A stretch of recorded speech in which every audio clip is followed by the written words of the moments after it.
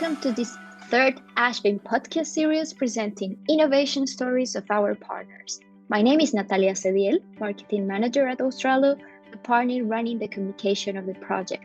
I'm your host today. ASHVIN is an innovation and research project supported by the European Commission's Horizon 2020 program. It develops a novel system based on digital twin technologies, which aims to foster safety and productivity of the European construction sector.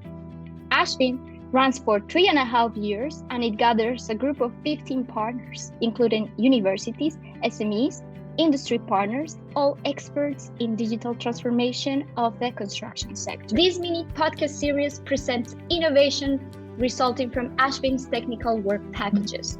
We want to share with you our partners' perspectives and show how ASHVIN is working towards the construction industry of tomorrow with novel digital solutions that respect European policies, values, and regulations. So today, we are very happy. We are talking about the public availability of infrastructure data with Jason Pridmore. So he is the Vice Dean of Education of the Erasmus School of History, Culture and Communication, and an associate professor in the Department of Media and Communication. His work examines human-centric digitalization practices and is involved in a number of European research projects. It is good to have you with us today, Jason. Thank you very much. We are very happy to start this conversation. So could you please introduce yourself and your main role in the project? Yeah, sure. I think that you've given a brief background of who I am, but I think the key element that's missing there is that I'm a social scientist, and I work with my collaborators within my department on the social science approach to this project and thinking about what are the practices behind the development and critical issues that emerge from a very technical project that have implications for the public and for how the process happens. So mainly the tasks that we have relate to issues of data management and privacy. So of course, ASHVIN allows the development of a digital twin on site in construction spaces. So one of the critical questions for us is about issues of, for instance, workplace surveillance. And in this particular case, we're also looking at the ways in which we might create more open and available sets of data, infrastructure data. That's specifically what we're talking about here. And thinking through what does that mean in terms of actual practice. Right, then, which is the specific challenge that your innovation addresses?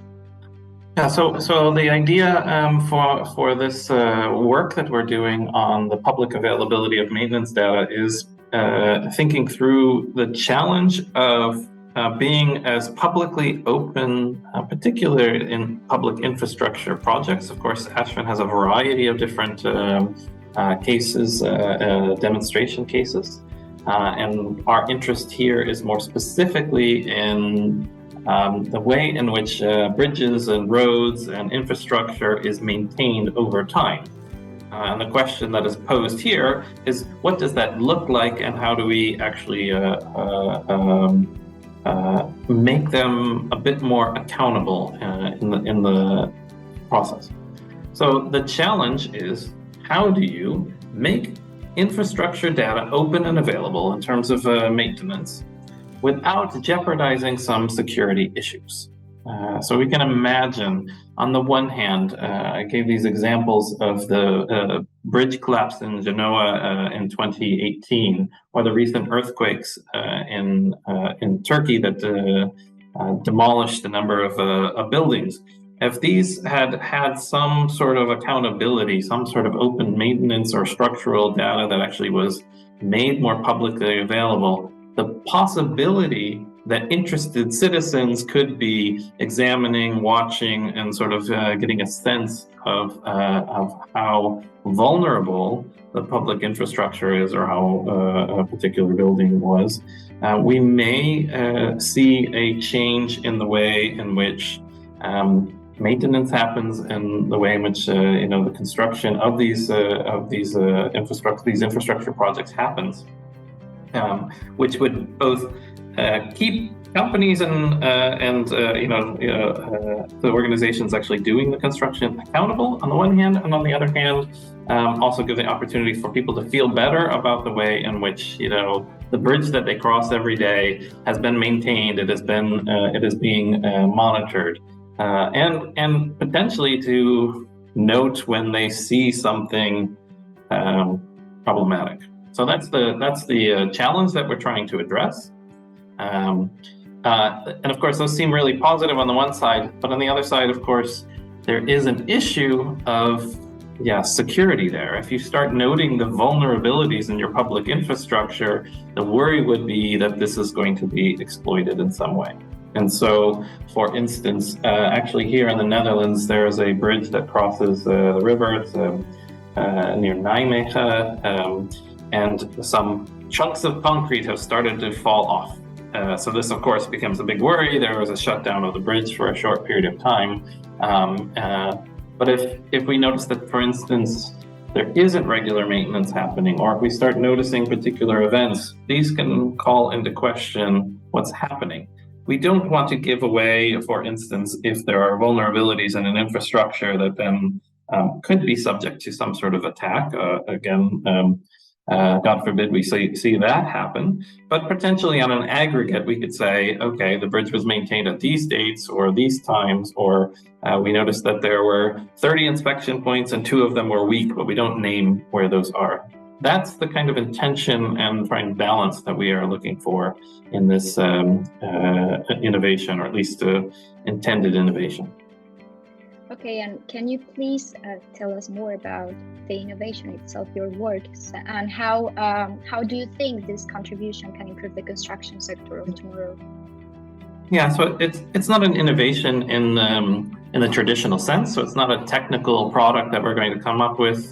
It's more about best practices. So the intention is, how do we suggest a policy, a set of practices on the part of for instance, the tender process, right, that happens. So companies bid to maintain infrastructure in publicly available public infrastructure from governments.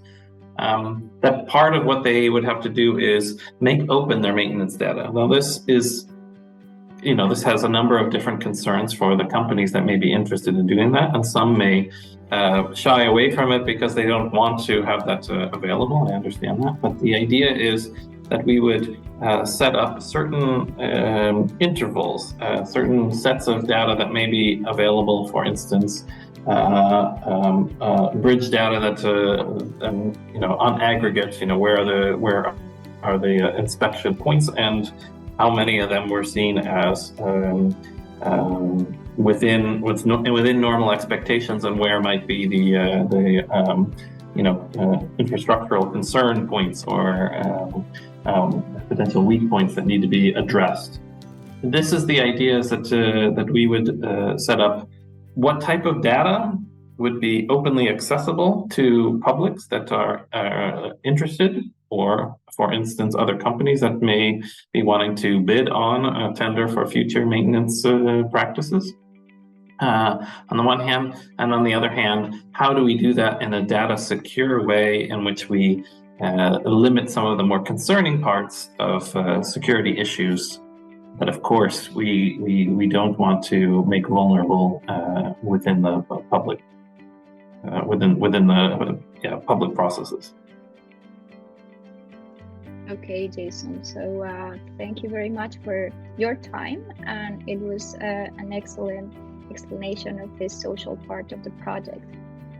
Yeah, thanks. Yeah, I think that's the intention, is to try and build this up in a way that connects more socially oriented public policy with the very technical practices that we're developing in